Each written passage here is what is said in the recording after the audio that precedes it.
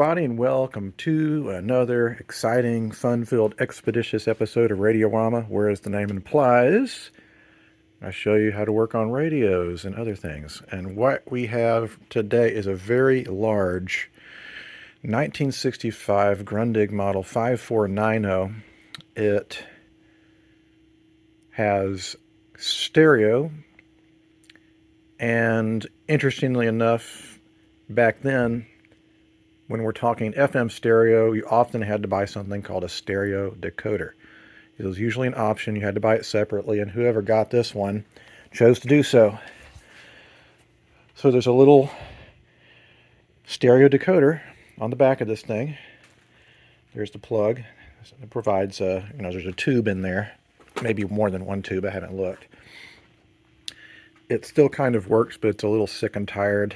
It's cosmetically a little rough. It appears to have had a lot of use. The fact that the paint is worn off of this from being tuned.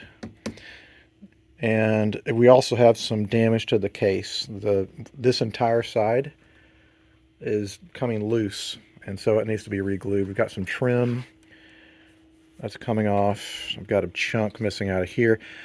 The owner is primarily concerned about getting it back into regular, reliable service. There's a number of things wrong with it. Number one, it's got probably has the dreadful pot metal clutch mechanism that is, it's got a bunch of shit wrong with it. The balance mechanism is stuck. Actually, it's moving a little bit. It's better than most. Luckily, the volume control seems to be working. I did try it out, and unfortunately, it just barely works. It's very quiet. And so, what I'm hoping with this is that it just needs to have an overhaul. The other thing I'm hoping is that being 1965, that's pretty late for the stuff that I work on. I'm hoping a lot of the paper caps in it are actually polystyrene, and so there won't be this won't deplete my supply of capacitors, because it does use a lot. So let's go ahead and flip it around and take a look on the back. Ooh, lordy, looky here. Things are just a cobweb of wires. It is got a total of 15 tubes, which for a German set is a lot, because in Germany you had to pay taxes depending on how many tubes were in your set. It has push-pull outputs for both channels. We have, it looks like EL95s, which is an interesting tube. Those were used mostly in car radios. So it's not a particularly powerful tube, but you don't need a ton of wattage to drive speakers, especially if they're high efficiency like these guys are. We've got two large 6x9 speakers. I'm not sure why this one is different. I'm guessing maybe it has just a little bit more of a tonal quality to it. Then we have these two little dinky speakers. That's the right and left channel. And again, it's strange because it appears that they aren't the same. They're similar looking, but they're not the same. You've got a different magnet configuration. There's probably some sort of complicated reason for that, but I'm not sure. The one thing that's kind of annoying about a lot of these sets is that instead of just having a plug that plugs the speakers in, you have to desolder all these wires. And it looks like there are 5. And so what I tend to do is make a little mark on the cabinet or somewhere that indicates which color goes where, and then desolder it. The whole chassis should come out with a series of screws that are underneath. I really want to do that because I want to take this. The first thing I want to do before I get too carried away is I want to repair the cabinet, because that's pretty bad. I don't want that to get any worse. Here are our 2 output transformers. They're pretty beefy. This thing probably sounds pretty good once it's firing on all lungs. It does have a solid state selenium rectifier. If this thing has been used a whole lot, which it looks like it has been, I'm probably going to replace that. It might be getting tired, and eventually they will fail, and when they do fail, they stink. There's a lot of hair in here. the owner, just like me, has a lot of cats, so that's perfectly understandable. I get it. It looks like someone cut the loop antenna wire going to the FM loop. I'm not sure why. Maybe they didn't understand you can just unplug it like that. So let's desolder all those wires and pull the screws, pull the chassis. And here is that clutch mechanism. Let me look here. Looks like the clutch material is actually the counterweight. That's a little different. It's kind of funny. So maybe I won't have the problem. Maybe it just needs to be oiled. We'll find out soon enough once we get this out of the case. All right, well, I've pulled the chassis out, and we've got more damage than I thought. Not only is this side coming loose, but so is this front. So what I'm going to do is I'm going to use some wood glue, glue it all back together again, clamp it up, and let that get to drying while I bring the electronics back over here and start working on that. Okay, flipping the chassis over. It's full of spider webs, so let's get those out of here. And it really doesn't have any paper caps in here. These are all polystyrene caps. So that means I don't have to deplete my supply. Mainly what we're going to be dealing with is the rectifier, the electrolytic capacitors, cleaning the switches, cleaning the contacts and the volume pots, and figuring out what's going on with the tuning mechanism. Let's see. There's a selenium rectifier on the side. And the electrolytic calls for 2 100 microfarad caps. I don't have those, so I'm probably going to have to tie a bunch of 50s together to combine them to get 100 microfarads. It's not a big deal. Probably need to replace this puppy. That probably is gone. That guy is a little electrolytic. I'm going to flip it upside. I'm curious what's going on with the tuning mechanism. When I pulled it out, there's this piece of pot metal right here. So I'm hoping that's not part of the tuning. If that's broken off, then I'm going to have to do something possibly drastic. We'll find out. All right, so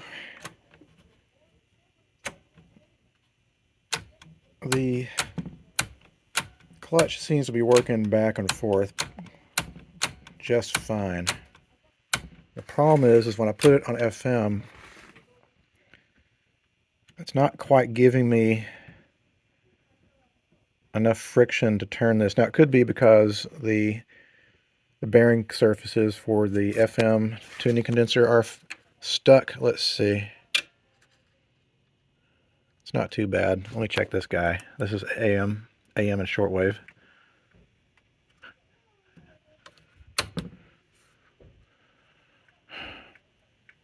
It's not super easy to turn. We can deal with that later. Worst comes down to worse. A jury-rigged solution is I'll get some silicone and dab some onto that surface and wait for it to dry for a few days, and then that'll create a new grabbing surface. Before I start working on this, I'm going to take it outside, get my leaf blower and a paintbrush, and get all the cat hair and dust bunnies and stuff off of here. These cats need to be replaced for sure. These are electrolytics going off of the outputs. It's probably, I'm guessing those might be going to the tweeters. Well, the high range, basically. Let's see.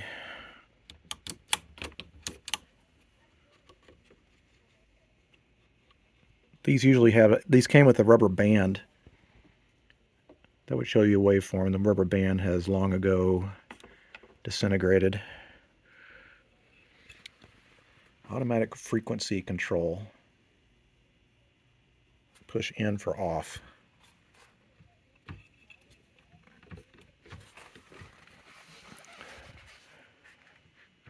It does not seem to be...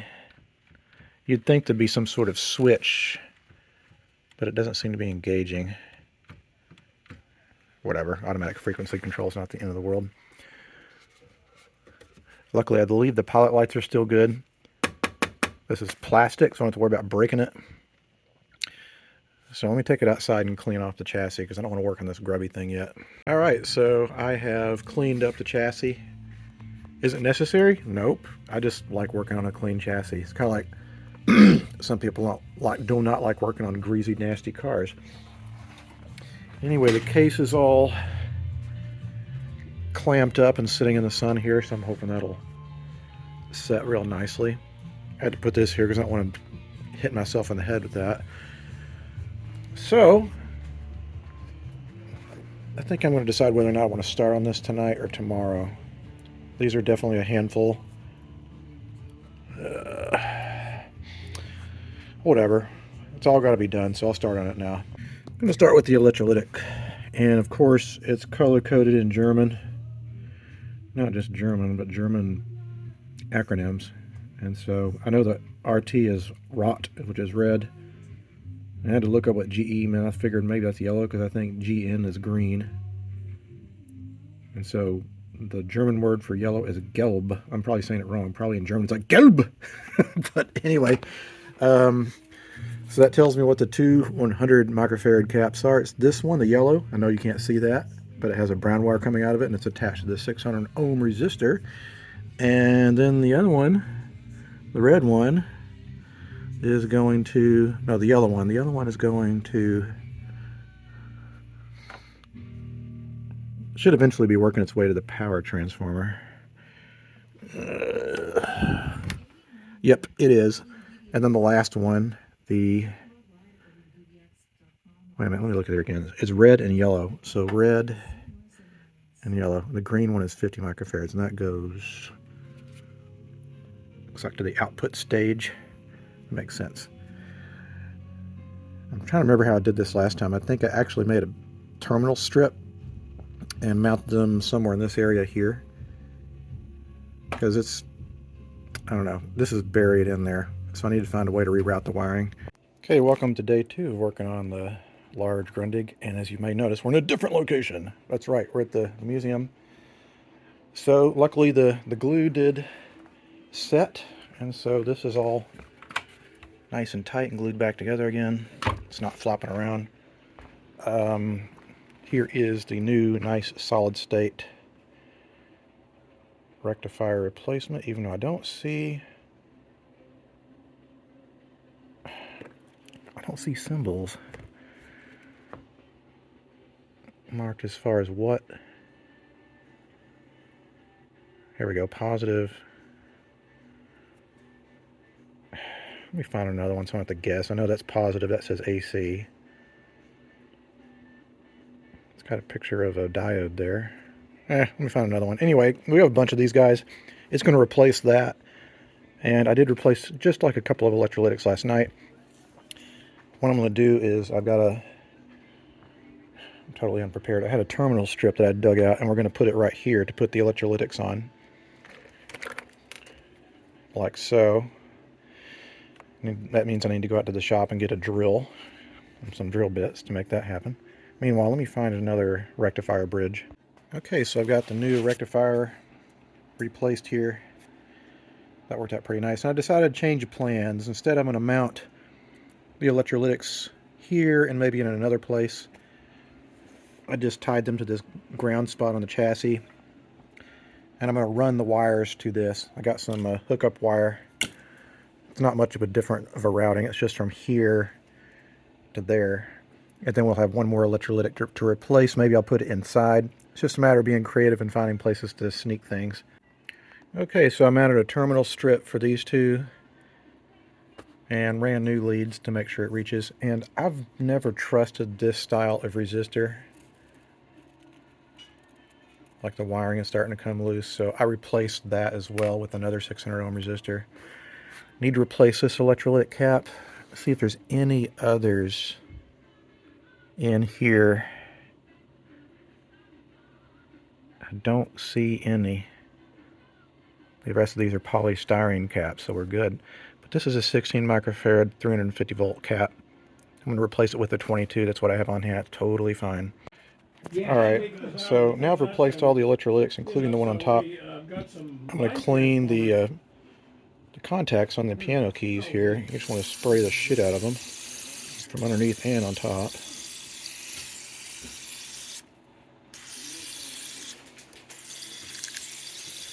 God, there's so many switches. I just want to work them. All right. All right, now what I'm going to do is take the set screws out of these knobs and then pull the clasps and take the glass, even though it's plastic out, we'll clean behind this. And then we're going to lubricate all the pulleys and everything associated with the tuning condensers. No, your eyes are not deceiving you. Believe it or not, someone has donated one of these, so we have two of these now. I've talked to the owner of the other radio, and he would like to trade this one for that one, plus a little extra, because this one's a little bit better cosmetic shape. So this is going to be a double episode restoring the same radio twice. How exciting! Okay, so I literally restored this chassis, the same exact radio chassis, again. But luckily, since I did it earlier today, I got through this very quickly compared to the last one. So now I will test this one too. I've also added a stereo cable so you can run audio through it. Welcome to day number 3 of working on the now twin duplicates of the Grundigs stereo tabletop sets. I did what I shouldn't have done, which is I filmed part of it at the museum, which is always really distracting. But to kind of regroup and recall what I did yesterday is, so the owner of the original dropped his off a couple days ago. When I went to the museum yesterday, as we were there, another person came in and donated the exact same model, but in better cosmetic condition. So I called the owner and said, do you want to do kind of a swap / trade with maybe a little extra because the one that's donated is in nicer physical condition? He agreed to that. He's under no obligation. I still haven't finished the set.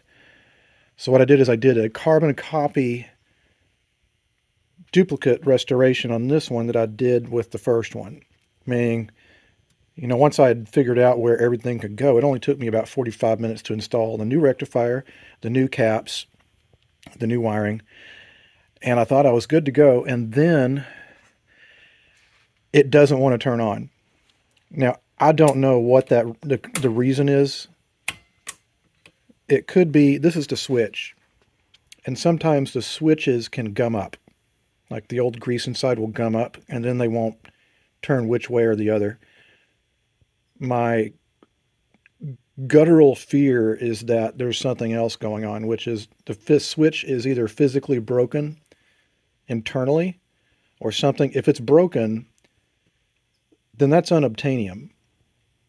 It's probably interlocked or interconnected with this phenolic plastic material. And if it's broken, there's not a whole lot I can do about it unless I was a machinist and had the time, but I don't. The worst comes down to worst, I'll have to put a cord switch on the cord to turn it off and on. It's not the end of the world, it's just not ideal. Anyway, also, I forgot to mention that this came with a set of speakers, amplified speakers.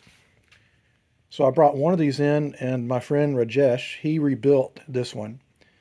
And this is what's inside. There's not much to write home about. There's a little set of POTS controls, and then there's a single-ended amplifier, which has a single EL84 and a 12AX7. This one, the switch was actually stuck on. And so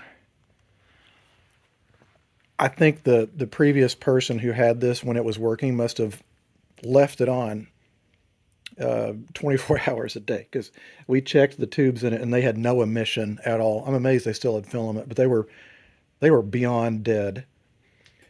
I'm hoping the switch works on this one. If not, it's no big deal. EL84 and 12 and ECC83 have cheap American equivalents. They're the same tube. So this is the owner's original. It is now working quite well. I know I didn't demo it yesterday. Again, it was so loud. But I will do that at some point with you guys. The issue I had actually was this speaker was rubbing. And for some reason, this era, they would put this thin foam dust caps. But the foam turns into rock hard stuff and it disintegrates and gets down into the core area of basically the spider area. And what you have to do is put the speaker upside down because the foam dust is non-magnetic and it'll eventually just drop out. So this one's in pretty good shape. So what I need to do today is figure out what's going on with the switch and see if I can fix it on this guy. Oh, there are some key differences between these two sets. And so the difference is that on this one, instead of having a quad of, I can't remember, EL95s, it has ELL80s. So that's the equivalent of 2 tubes per tube. So this, electronically, it's the same thing. You have the equivalent of push-pull audio per channel. And the front plate on this one is made out of glass versus plastic. So I'm suspecting this one might be just a little bit older than the other one, but they're almost entirely identical. So now I'm going to take this little cover off of the switch. I think that's the cover for the switch. Take a look underneath and see if it's moving back and forth. I'm hoping it's just something simple, just needs to be freed up. The switch is working the way it should, so there's a short somewhere between incoming power. It's probably at the front. There's probably something that's worked itself loose, so I'll need to investigate that. Well, what I found out is that whoever decided to attach this new cord, they didn't attach it correctly. They ran it right over the fuse that was here. Luckily the fuse blew and did its job. So they had the fuse here on the 110 volt setting. That's perfectly fine. I'll just do that. That fuse is shot. I'm hoping I have a few of those miniature fuses around. We'll see. Well, something is blowing my fuses. I don't know what it is, but something is clearly in the incoming line. I wonder if it's the solid state rectifier, if I haven't installed it correctly, but it's not working. It's blowing the fuses only at about 30%, so something is horrifically wrong. So I need to pull it apart again, see what I've done wrong here. Luckily I have 2 chassis I can compare, but it's something that clearly I messed up somewhere. I think it might be the rectifier. First for me, that rectifier was hosed, that solid state rectifier. So I temporarily tacked this guy in, and it's not blowing the fuses anymore. So it's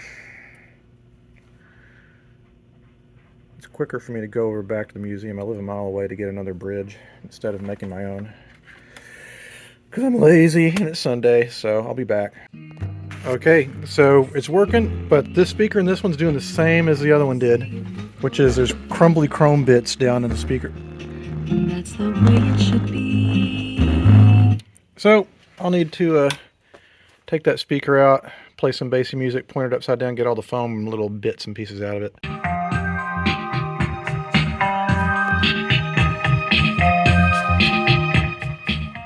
Okay, I got it to quit rubbing. I had to blast the crap out of that speaker. Here's some of the foam bits that came out of there.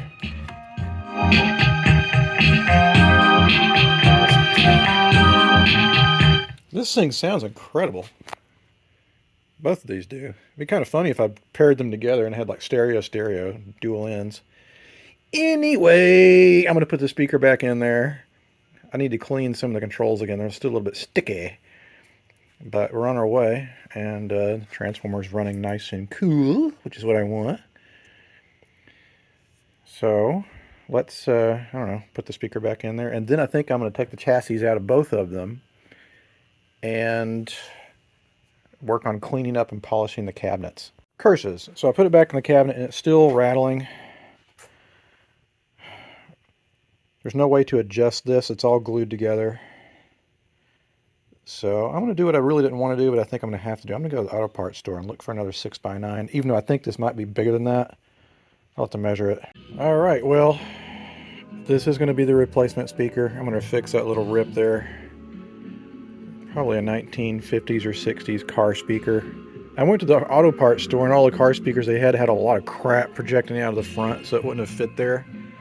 This one's a little bit smaller. The one in it was like 7 by 10. So this is 6 by 9, but it's got a pretty fat magnet on it. It's got pretty good sound quality. I hate to do this, but I have no other choice.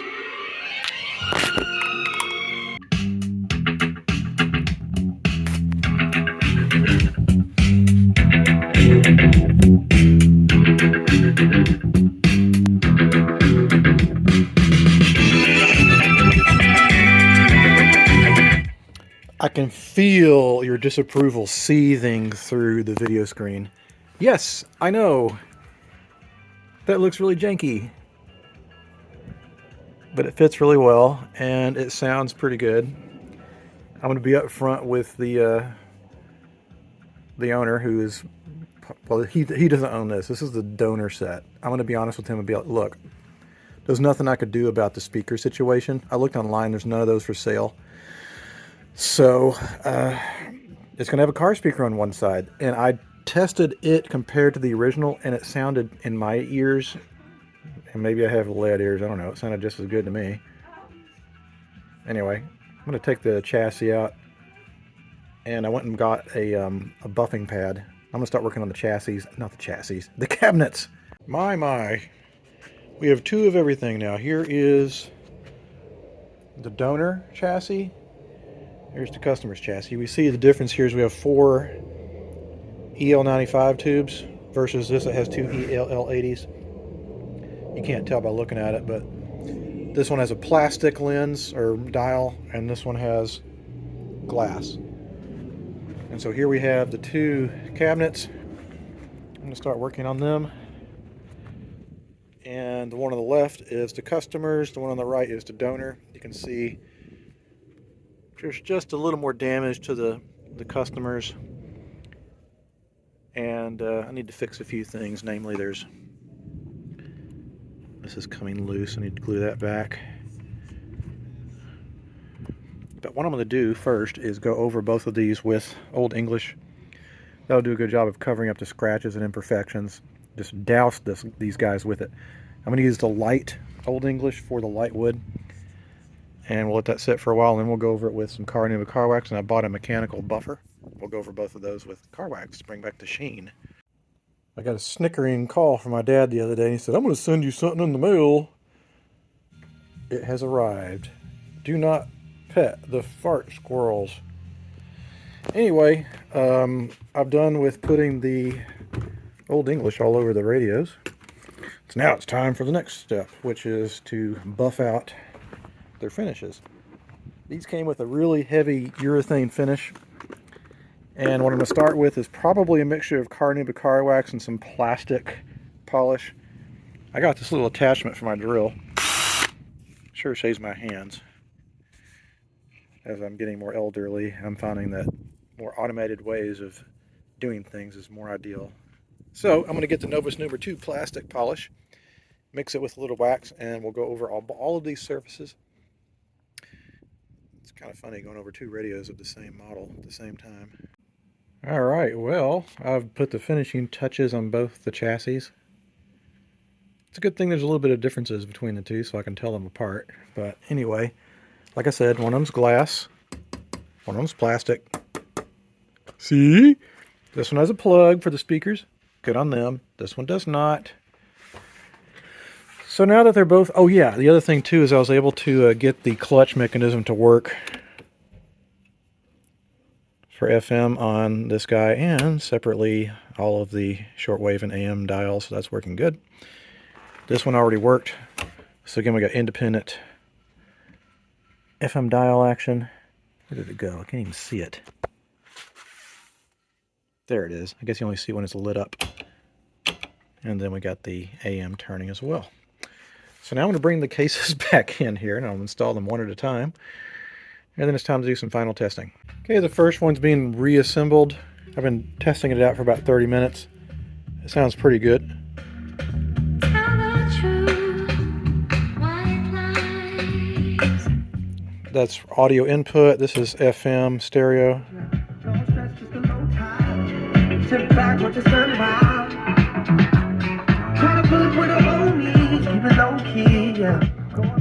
So this one sounds really good. I've been having it playing for about an hour. I think I'll go drag the second one over here that I've already reassembled and see how it stacks up and performs, and then we will move on to the last part, which is the other speaker that hasn't been overhauled yet. Welcome to, I think, the third or fourth day of working on these guys, and I put both of these back together. The one on the left works perfectly well. Sounds really good. The one on the right works fairly good. There's something funny going on with the audio for the radio, and I'm not sure what that is. So I'll need to go back in and do some sleuthing to figure out what's what. It's also weird because I've got some of the audio from the incoming tape player connection bleeding into radio. It's not happening here, so I might have made a goof. But since I have two of them, I can compare the two and see why this one works and why this one doesn't. Meanwhile, I'm going to restore the second of the powered speakers. These are real, I mean, they're real fragile. Made out of real thin wood. Like it's not exactly the most robust thing I've ever seen. I don't expect there's much in here. There are two 50 microfarad electrolytic capacitors. Looks like someone's been in here before. This has been taped up, kind of in a jury-rigged way. So, let's see. Lovely. It's held in with these 4 screws. 4 nuts, rather. I'm guessing one of these is the power transformer and the other one's the output transformer. It's a single-ended output. According to the owner, these guys are real scratchy. It seems like the type of design, you've got these huge gaps between the dials, so that would, of course, invite all kinds of dust bunnies to get in. I'm not sure what the pots are, or if they're an open design, or if they're a closed design. Some of the tone controls I've seen on German sets are open to the outside air, and so that just gets really dirty very easily. But that's no problem. This is nothing complexity-wise compared to that guy. I'm wondering how does that come off of there? Maybe it's probably screwed in. No, there's wood screws holding it to these blocks here. So I can take that whole thing off there and probably get at it. I want to make sure the pilot light bulb is good. The other one actually had a faulty switch. It had to be repaired. It seems to be turning off and on. It's a little hesitant, so I probably need to oil it up a little bit. All right, so I've taken the thing apart. Here's the amplifier and here's the controls. Looks like someone's been in here. This is an American 12AX7 tube, also known across the sea as ECC83. Why we had to name things different, I don't know. Not much going on here. I mean, it's just a single-ended amp, so I wouldn't expect much anyway. Here are the 2 positives of the electrolytics. Again, they are 2 50 microfarad caps. And we got a few paper caps in here. Unlike the radio, these are all paper and they need to be replaced. But not a big deal. Probably going to replace that guy too. And then we will clean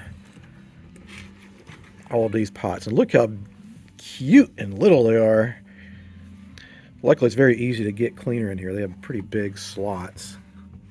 I can see why all kinds of dust and crap gets in there. That looks like a number 44. It's probably a screw-in bulb. They didn't use bayonet bulbs in Europe. Yep, 6 volts. It says Osram, so it's probably the original. Be curious if it's still good. Curious. All right, let me rebuild this guy, and then we'll need to clean up the delicate wooden cabinets. All right, so the amp chassis is recapped. We've got the 2 electrolytics here. Sometimes you just got to be creative about how to nest things in. I know a lot of people are like, I hate those yellow caps. I hate the way they look. Well, probably no one's going to look underneath this for another 50 years, or who knows. It's fine.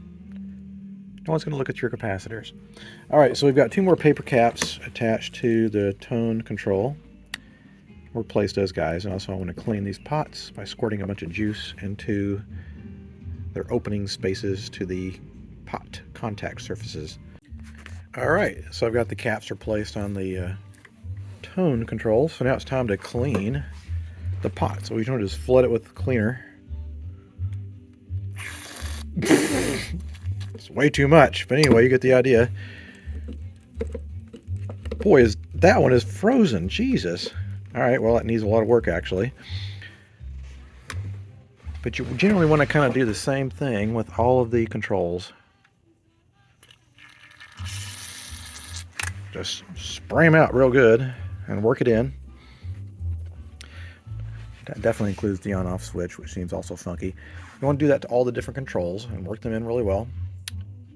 Probably more so than you think, because once you put it back in there, you don't want to have to do this again. So you just want to flood the controls, get all the crap that's built up in those pots out of there. All right, welcome back to day number whatever, working on the Grundig. And I got the speakers both rebuilt. And this must be by design, but apparently when you hook these guys up to the radio unit, the radio in turn chooses to cut off its own speakers and direct all of it to the side speakers, which is kind of strange.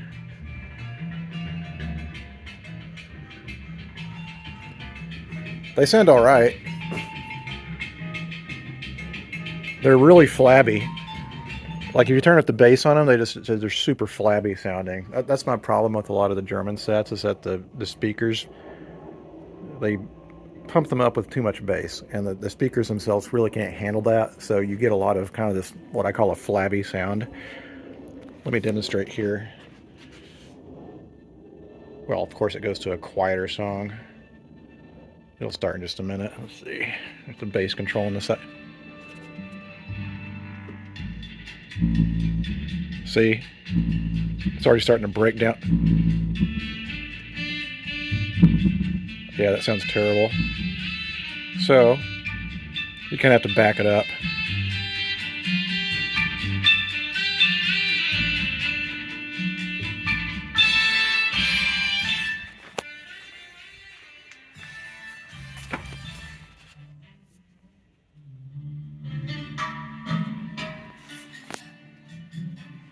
All right, well, so this radio and these 2 speakers are pretty much done. But I'm having an issue with this one, the donor one. And let me demonstrate that here. Let's see if is it still plugged in? Yes, it is. All right. So it's got some distortion going on in the audio. Has failed.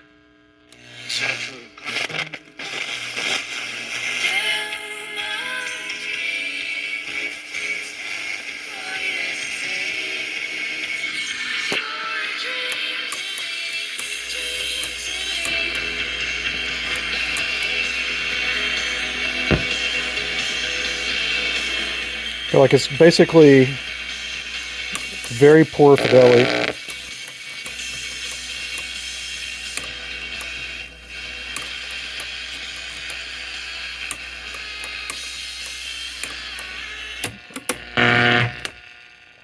Oh yeah, and it won't turn off. Somehow this button is getting stuck. Steel part is turned right back on again. Maybe it turned off.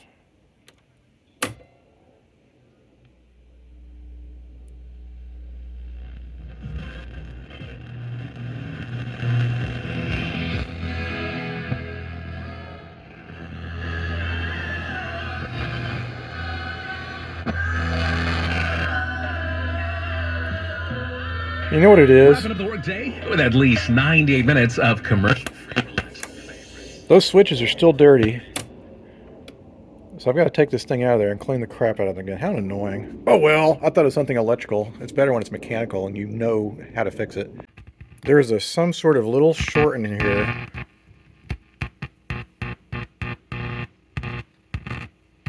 Ugh, something's rubbing in there, so I need to do a deep dive, take a look inside here to see what's touching. Okay, I found another issue. I think I soldered my input to the wrong input. So it was interfering with the audio. And I did clean the contacts some more. I didn't find anything shorting, and that seems, fingers crossed, to have maybe fixed the radio volume and the volume overall. So let me shove it back in the cabinet. You know what's not fun about these radios? They're so heavy that lugging them back and forth into the cabinets, no fun. No fun at all. Okay, here is hopefully what I think will be the last day of working on the twin Grundigs 5490s. These both sound pretty good now. I got the kinks worked out of the donor model. The last thing I'm going to do is rebuild, if it needs to be rebuilt. I've never worked on one of these. I'm going to overhaul the multiplex adapter. I'm not sure if there's anything to replace in it, but I want to check it out just in case to see if there's any capacitors that need to be replaced in it. So I'm going to remove it from the back of this case here. Looks like it's just screwed in, and see what's inside. Not much going on with this device,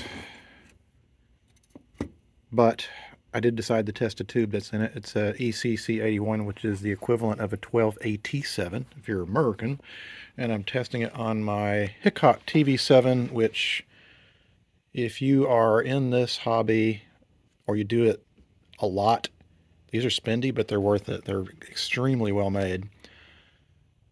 The bare minimum that this tube is supposed to meet on section number 1 is 36. It's barely at 36. The second one's supposed to be 50. So let's see. So the second setting is EV2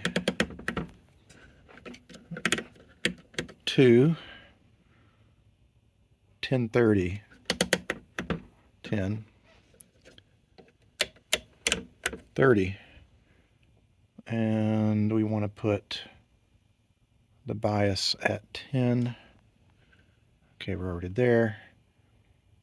And English or shunt is at 0, and press 3.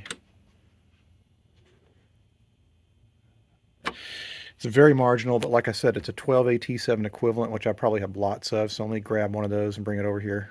Well, indeed, I have a lot of these. This is a General Electric 12AT7, and it shows very healthy,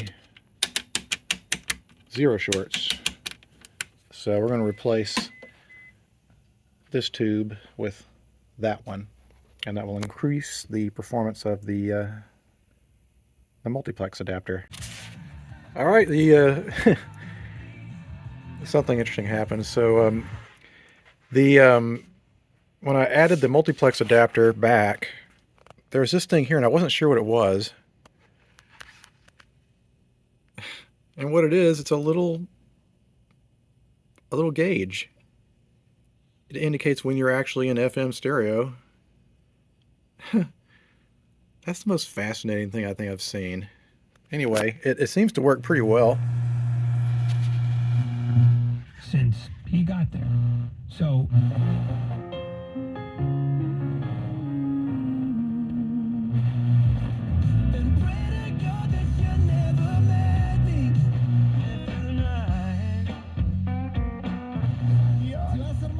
One of our experts remotely.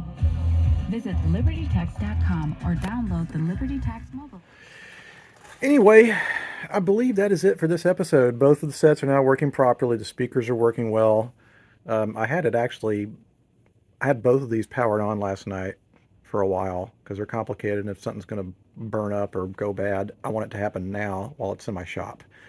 Anyway, I hope this will make the owner happy, and I know this was a meandering, weird episode, but thank you all for sticking around if you did. If you have any comments or whatever, I'll try to get to them below. And till the next time that a radio comes across my workbench, which the next one's going to be interesting, I promise you. See you guys next time. Adios.